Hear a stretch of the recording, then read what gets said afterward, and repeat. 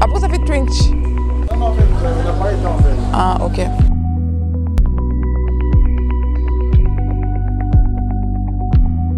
Bonjour à tous, bienvenue sur Andy Dis-moi tout. Ça fait énormément plaisir de vous retrouver aujourd'hui, ce soir. Ça dépend de où vous nous suivez. Hein. J'espère que vous prenez bien soin de vous et que vous respectez toutes les consignes d'hygiène pour lutter contre le coronavirus. Aujourd'hui, pour cette capsule, un sujet assez intéressant qui m'est venu en tête une fois que quand j'étais en train de lire ma Bible. C'était une question qui, vous voyez, comme un bubble, ça pop comme ça, genre, mais pourquoi Dieu envoie-t-il des gens qu'il est censé aimer dans le désert? C'est quoi le désert? Vous savez bien que le désert, vous savez bien, vous savez que le désert, c'est cet endroit où l'eau, hein, qui est source de vie, n'y est pas. Donc là où il n'y a pas de vie, il y a quoi? Il y a la mort. C'est un endroit où la terre est stérile. C'est un endroit où la terre est hostile. Pourtant, c'est en ce moment-là que Dieu se fait voir à ces gens. Ça a l'air un peu contradictoire, non? Il y a plusieurs exemples dans la Bible, mais je vais vous en citer trois de personnes qui ont été envoyées dans le désert. Nous avons Abraham qui a envoyé Agar et Ishmaël, j'aime bien dire ça en anglais, Ishmaël, son enfant. Like, why would you do that? Et puis, il y a aussi les Israélites qui, en quittant l'Égypte, sont passés par le désert pendant 40 ans. Il y avait même toute une génération qui a dû mourir pour arriver à leur terre promise qui est Canaan. Why will you do that? Aussi, ton fils bien-aimé, que tu as envoyé sur terre pour nous sauver, tu le fais passer dans le désert pendant 40 jours. But, Father, why will you do that? Faudrait donc savoir maintenant ce que le désert, lui, voudrait caractériser dans notre vie de chaque jour. C'est quoi le désert? Le désert, c'est ce chemin-là propice. C'est cette situation difficile. C'est ce retour sur soi. C'est le dépouillement de soi. C'est ce moment qui nous appelle à nous rabaisser. Ça nous humilie. C'est le moment qui fait en sorte que nous puissions reconnaître que Dieu, sa grâce, sa faveur, sa protection et tout ce dont nous avons besoin. Le désert est, oui, une expérience assez rude, c'est vrai. Mais le bien avec le désert, c'est qu'il est temporaire pour les enfants de Dieu. Si vous le constatez bien, tous ceux qui sont passés par le désert, en y sortant, sont passés dans une autre étape. Certains ont eu leurs promesses, d'autres ont augmenté de dimensions. Et il y a toujours une leçon derrière ça. C'est comme un père qui te châtie, qui te tape, mais c'est pour ton bien. C'est pour que tu puisses grandir, c'est pour te montrer le droit chemin.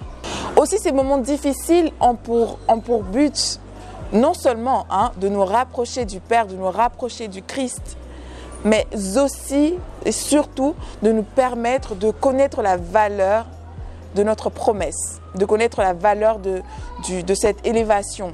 Lorsque vous avez manqué d'argent, une fois que vous en avez, vous pouvez connaître la valeur de 10 $.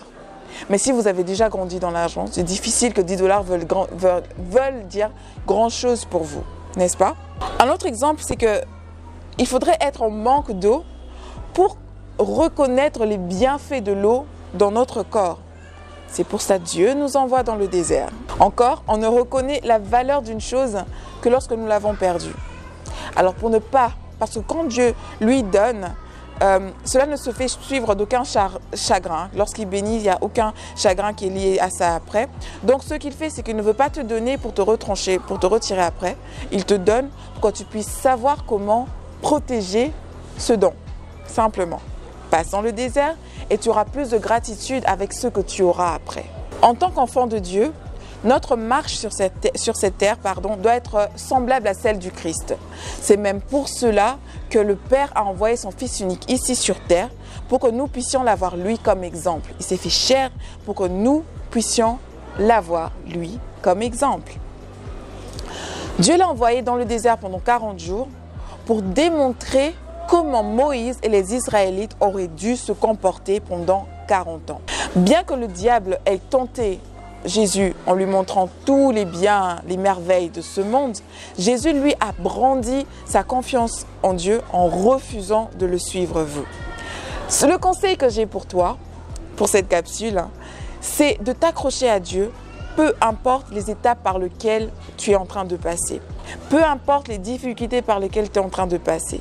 Peu importe les situations compromettantes dans lesquelles tu es, ou tu as l'impression que les promesses que tu as reçues de Dieu ne cadrent pas avec ce que tu es en train de vivre en ce moment.